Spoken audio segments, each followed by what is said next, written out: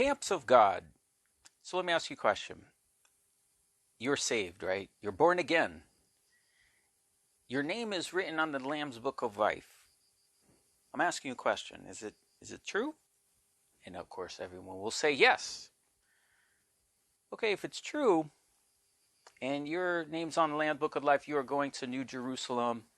Which gate of the 12 tribes of the children of Israel do you enter New Jerusalem with?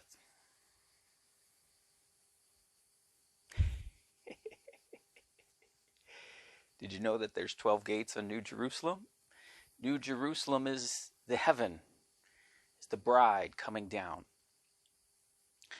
And when it does, it's the camp of the saints. The camp of the saints is the title of the video. As you can see, we're going to go through it. How do we understand this and its significance? The camp of the saints is the ordering of people in worship around Yahweh, around the Most High. And it is the final redemption, of course, is New Jerusalem.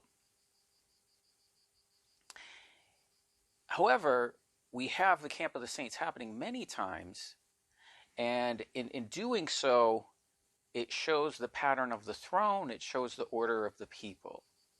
Okay, so for example, the camp of the saints. We're going to use some words. We're going to show you some things. We have a trumpet. We have the breastplate. We have the shekele of the sanctuary. We're going to show you all these things. But as we get started, we're going to plant a seed about, everybody that believes in a pre-tribulation rapture, okay, quotes from 1 Corinthians 15. And here we are, 1 Corinthians 15. It is a chapter dealing with the resurrection.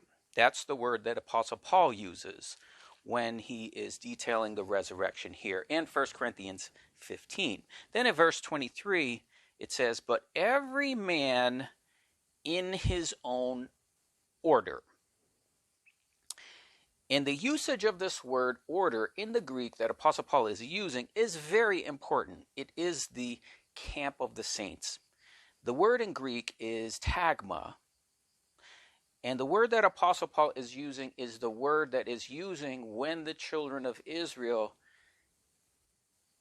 encamped around the ark and the tabernacle in Numbers chapter 1 and 2.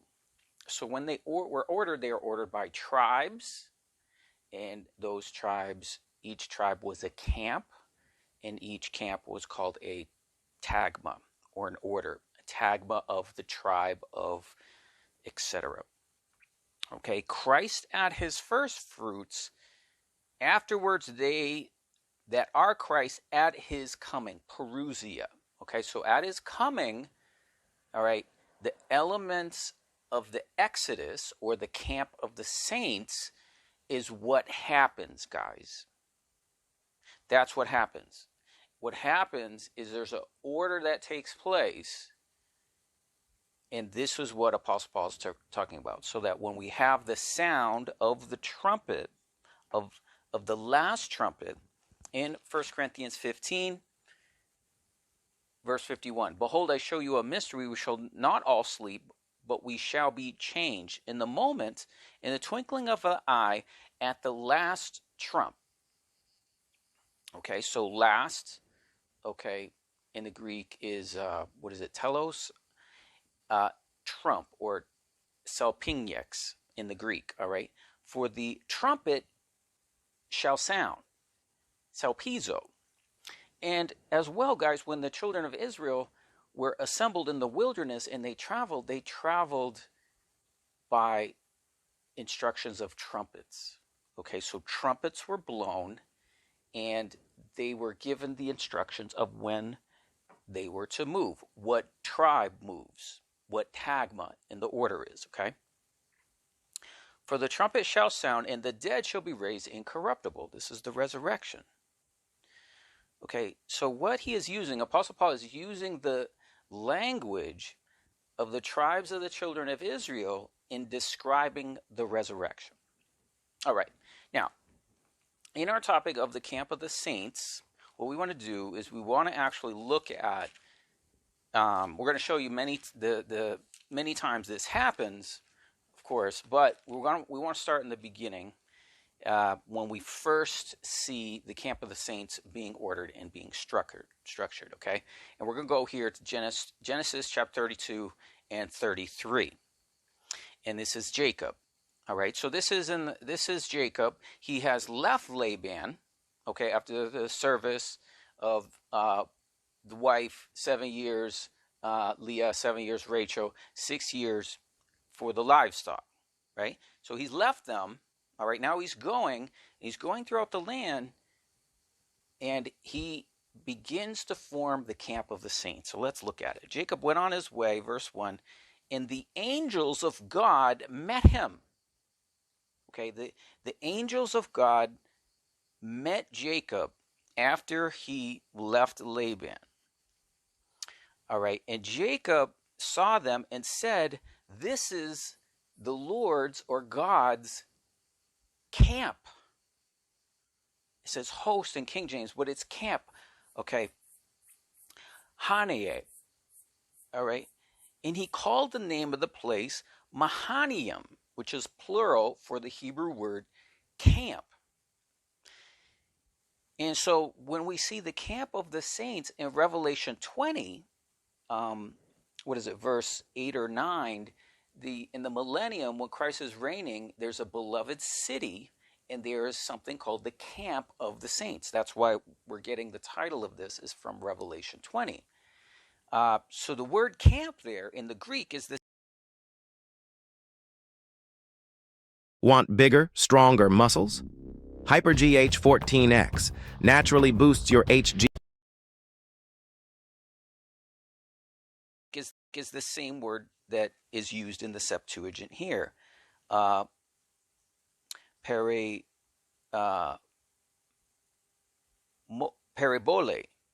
something like that. Vole, something like that in the Greek. All right, but in Hebrew it's called Mahanaim. Okay, so let's pay close attention to what happened. Jacob is leaving. He left Laban. He is going. He has 11 of the sons born at this time. Okay, he's going. And the angels of God, so the Most High is giving the order of the camp of the saints and instructions to Jacob. All right, and he's getting the angels visit him, right? And basically what happens is he is going to run into his brother Esau. He's in that place, in that territory, and he's nervous. Jacob is nervous, all right? So he sends messengers.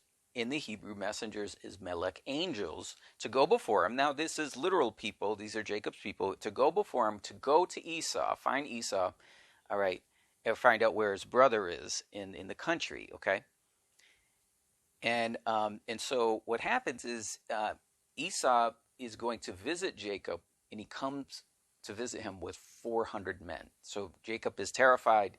He believes that Esau is amassing an army, okay, and he's going to kill Jacob and wipe out his family. So Jacob is even though he just saw the angels of God that are with him, he's nervous about this whole situation. So Jacob is just absolutely the best because he's like us, Verse 7, Jacob was greatly afraid and distressed, and he divided the people that were with him, the flocks, the herds, the camels, into 2 camps. Again, camps. All right.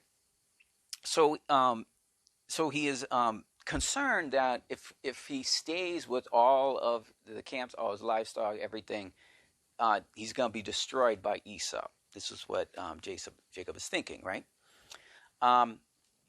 So he kind of splits them up into 2 groups. And then we hear about his prayer, and he cries out to the Most High in his distress.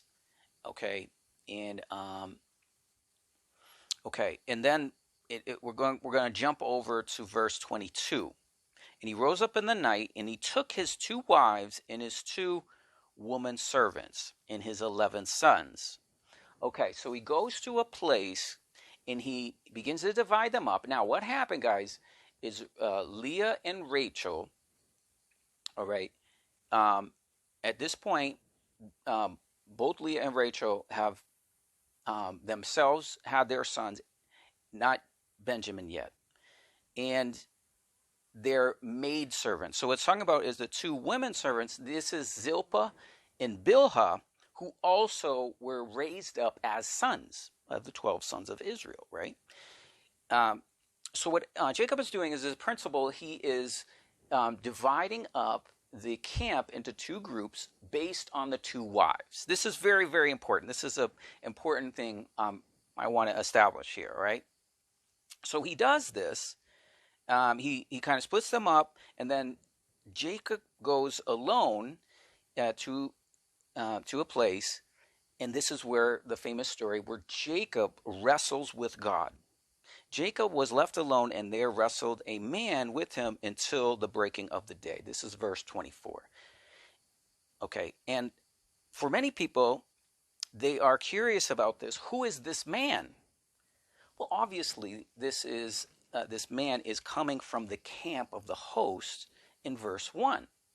Okay, so Jacob is operating with the heavenly host, okay, and then one of those he wrestles, okay, and then he asks for a blessing, and the blessing, your name shall be called no more Jacob, but Israel. Okay, so now we have Israel.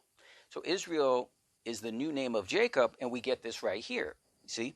So in Jacob's distress of dealings with Esau, and in the camp of the saints. So in the midst of the camp of the saints, revelation that Jacob is exhibiting, he may not totally understand it, but he is acting it out.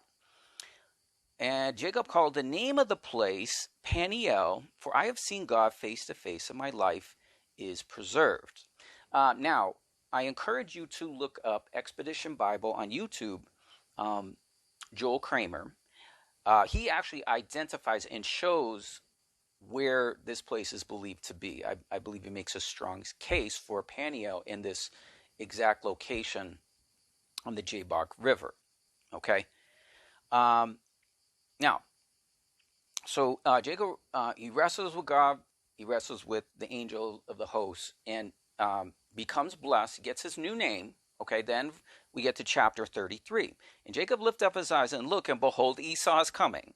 Okay, he's coming with 400 men. And he divided the children of Leah and of Rachel into two, and the two handmaidens. So you see, he's dividing them up by Leah and Rachel.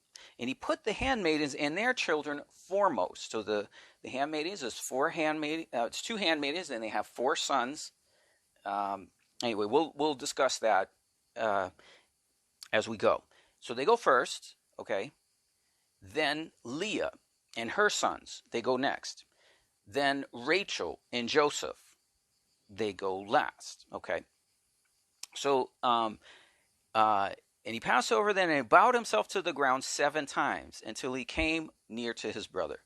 And Esau ran to meet him and embraced him and fell on his neck and kissed him, and they wept. Oh, phew, okay.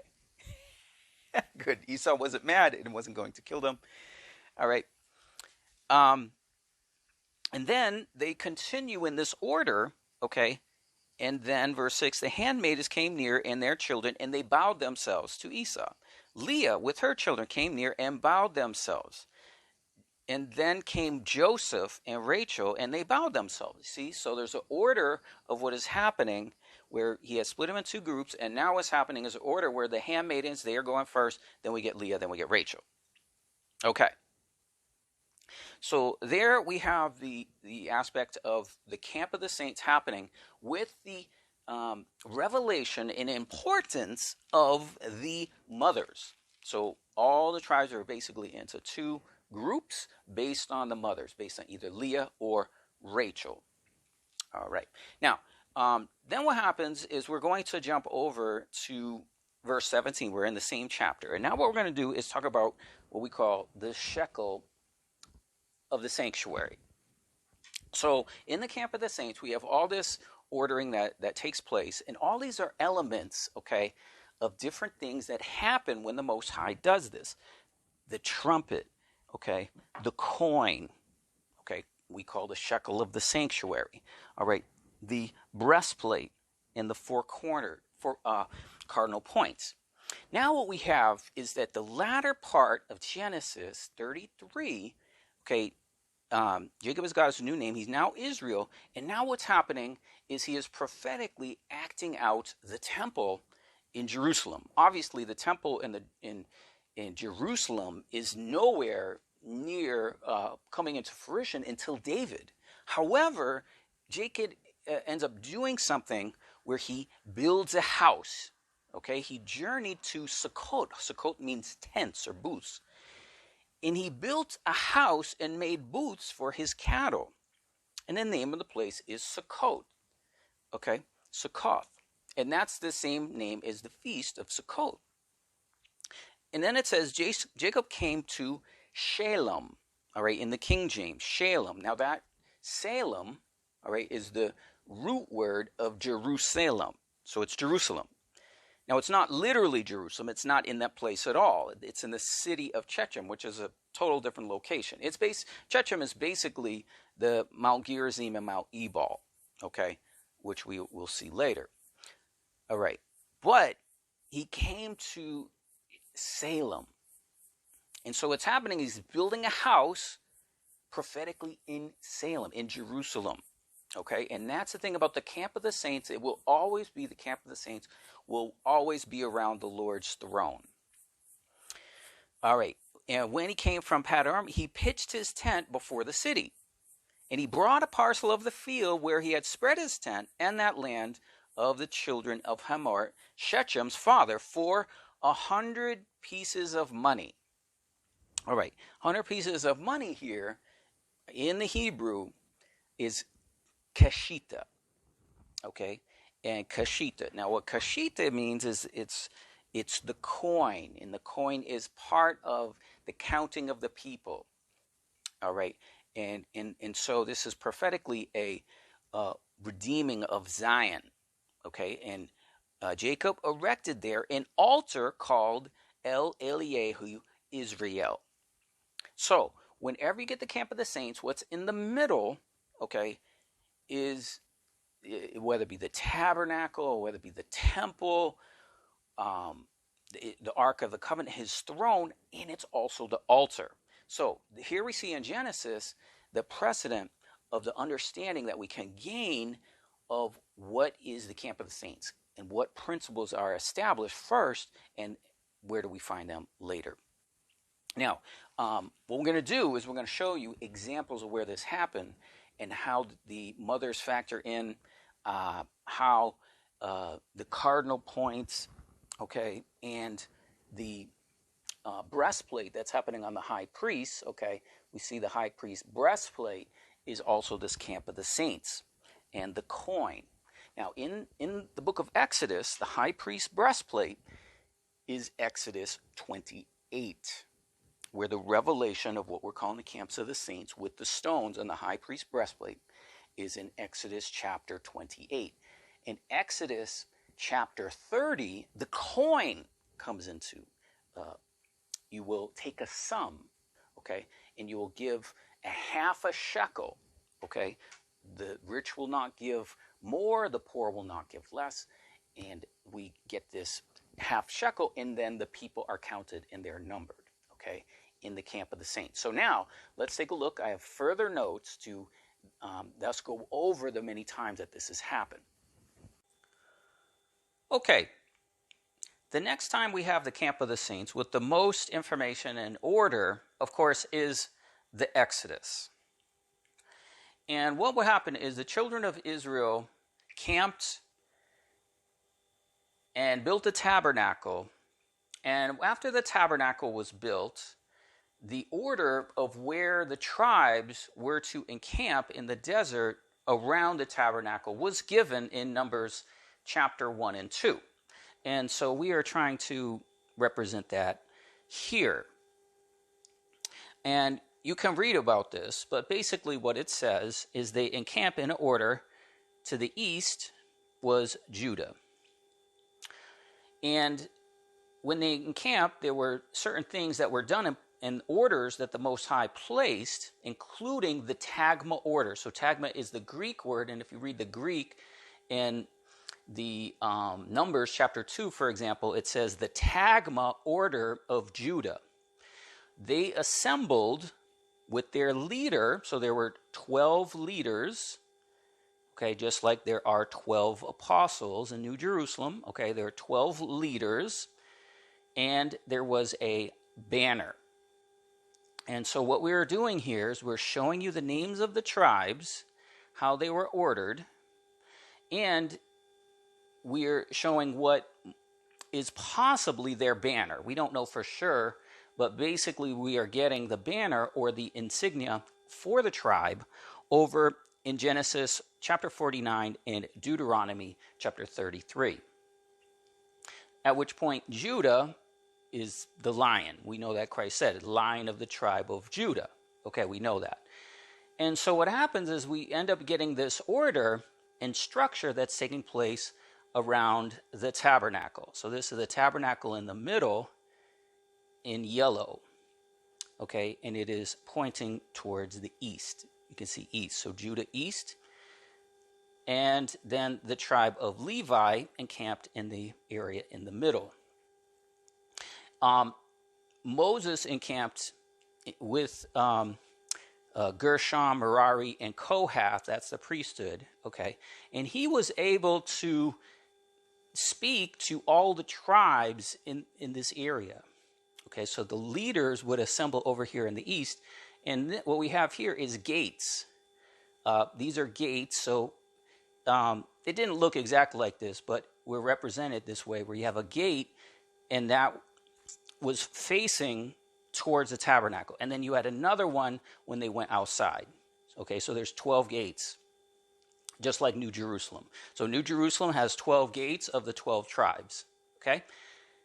And then we have an insignia. So Judah, lion, Issachar, donkey, Zebulun, ship, Reuben, man, Gad, troop, Ephraim, ox, Benjamin, wolf, Dan, eagle, holding a serpent, Asher, bread, Naphtali, deer. We don't know these exactly, but the reason we highlight in yellow is we have the faces of the living creatures: lion, ox, man, eagle. So the children of Israel are encamping around the tabernacle in the order of the throne. And so in the tabernacle was the Ark of the Covenant and was the throne. And of course, Levi had the Urim and Thummim. And so that's why we believe that the order of the breastplate with the Urim and Thummim is in the same way that the camps were ordered around the tabernacle. Okay, so that's why, in our view, the breastplate is in a way representing the tribes as they assemble in the wilderness around the tabernacle. All right, so we have this structure, and we're going to show you all the times that this happens again. But as we mentioned, the importance before about the mother. So over here, you see Leah, and Leah had handmaiden Zilpah. And so Zilpah gave birth to Gad and Asher. And then Rachel had was at the time she was barren, and she had her handmaiden Bilhah, and Bilhah had two sons, Dan and Naphtali. Now, in a general sense, what happens, guys, just like Jacob did two camps, you will see that over here, Judah, Issachar, Zebulun, Reuben, Simeon, and Zilpah, all of these are in the order of Leah. You see? So Leah is the mother of those sons, and then over Gad is Zilpah, who was Leah's handmaiden.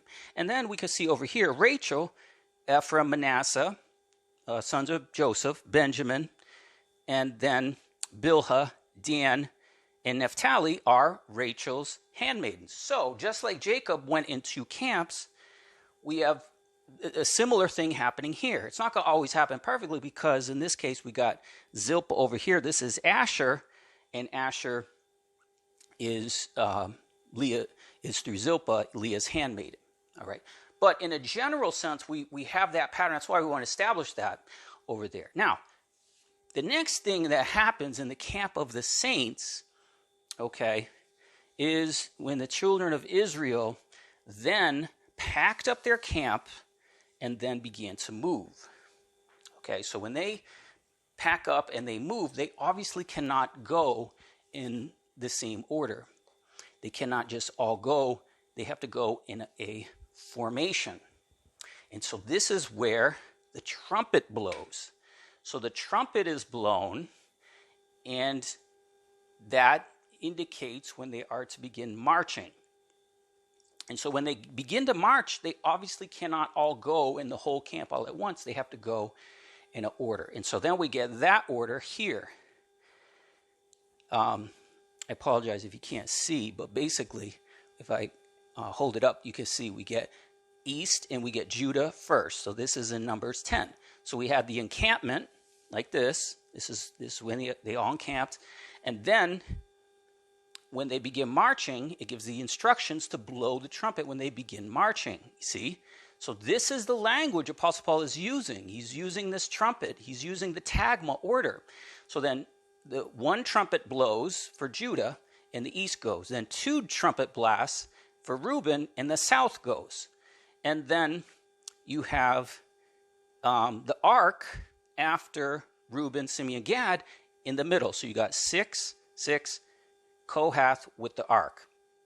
Now you got other priests, Gershon, Merari, they're packing up the tabernacle there. And then after that follows Ephraim, Manasseh, Benjamin, west, Dan, Asher, Naphtali. Okay?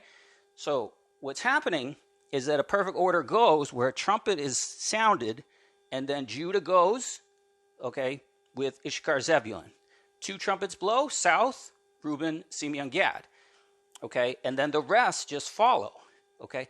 And so what happens is we actually have another structure here where we have an encampment around the tabernacle, but then you have another one, okay, which is the marching. Okay, now I have to move this a little bit to try and get the whole thing on the screen so you can see it. All right. There we go. And now you can see what we did is we have the order. You see, now this is not literal, guys. Please don't take this as literal. I'm just showing you that the tribes marched per tribe. It's not square like this. And guys, I know it's become popular. Chuck Missler, and if anybody comments, say, oh, you know, Leeland, they form a cross. No, they don't. That's not true. Moses was able to address all the tribes here. And so you can't extend tribes art and far distance. They all could see the smoke. They all could see. So they all were facing the tabernacle. Okay. I don't think Chuck Missler meant that to be literal and for hundreds of people to, you know, repeat that. I don't think so. But anyway, so now you can see as the children of Israel are marching, they are marching, right, in order of the tribes. And what is in the middle? In the middle is the Ark of the Covenant. Well,